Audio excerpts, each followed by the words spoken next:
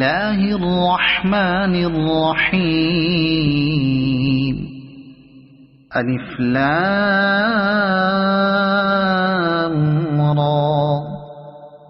تلك آيات الكتاب الحكيم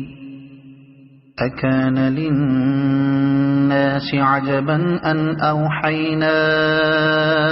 إلى رجل منهم أن أنذر الناس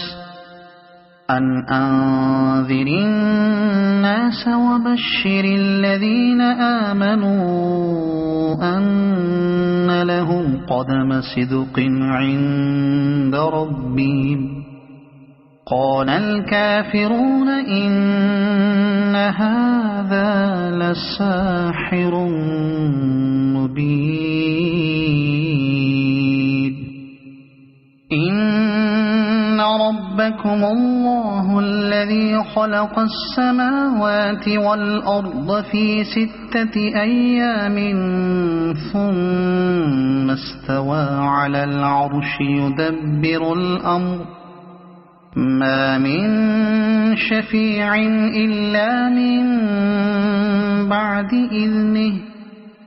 ذلكم الله ربكم فاعبدوه أفلا تذكرون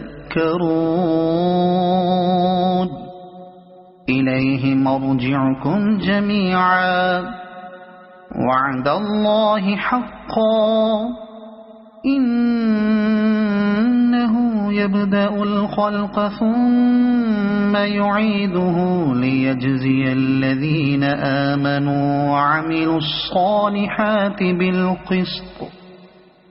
والذين كفروا لهم شراب من حميم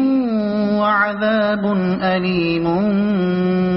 بما كانوا يكفرون